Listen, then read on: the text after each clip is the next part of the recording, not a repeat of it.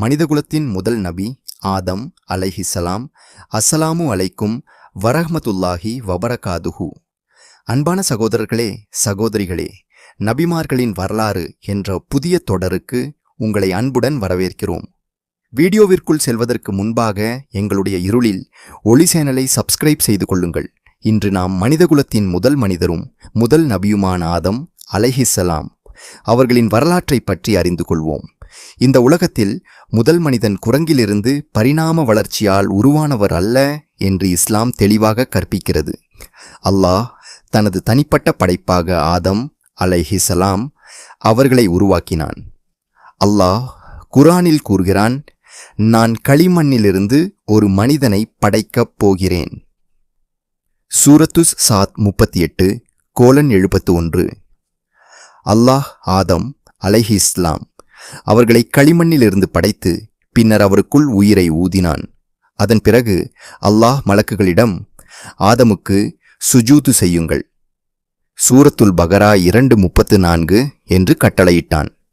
அனைத்து மலக்குகளும் அல்லாஹ்வின் கட்டளைக்கு கீழ்ப்படிந்து சுஜூது செய்தனர்.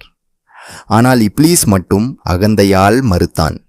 அவன், நான் நெருப்பால் படைக்கப்பட்டவன், இவர் களிமண்ணால் படைக்கப்பட்டவர் என்று பெருமை பேசினான்.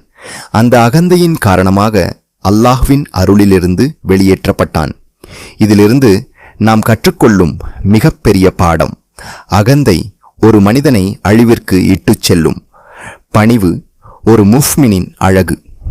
அதன் பிறகு அல்லாஹ் ஆதம் அலைஹிஸ்ஸலாம் அவர்களுக்கு எல்லா பொருட்களின் பெயர்களையும் கற்றுக் கொடுத்தான்.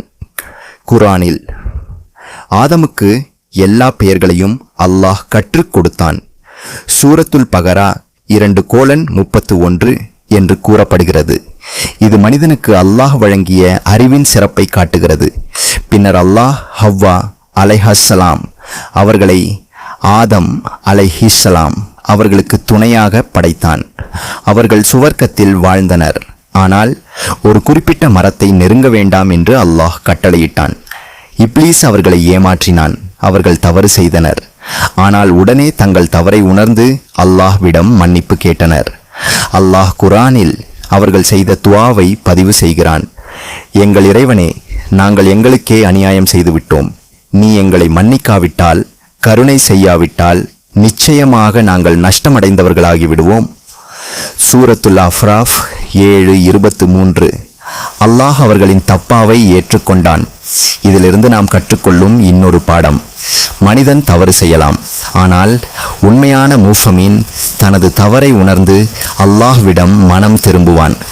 நபிகள் நாயகம் ஸல்லல்லாஹு அலைஹி வஸல்லம் கூறினார்கள், ஆதமின் அனைத்து சந்ததியினரும் தவறு செய்பவர்கள். தவறு செய்பவர்களில் சிறந்தவர்கள் தஃபா செய்பவர்கள்.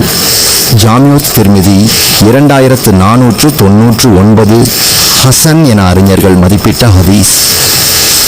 அன்பானவர்களே, ஆதம் அலைஹிஸ்ஸலாம் அவர்களின் வாழ்க்கை நமக்கு 3 முக்கியமான பாடங்களை கற்றுத் தருகிறது. அல்லாஹ்வின் கட்டளைக்கு முழுமையாக கீழ்ப்படிய வேண்டும். அகந்தையை முற்றிலும் விட்டுவிட வேண்டும். தவறு செய்தால் உடனடியாக அல்லாஹ்விடம் மன்னிப்பு கேட்க வேண்டும். இன்ஷா அல்லாஹ் அடுத்த பகுதியில் இத்ரீஸ் அலைஹிஸ்ஸலாம் அவர்களின் வரலாற்றை பார்ப்போம்.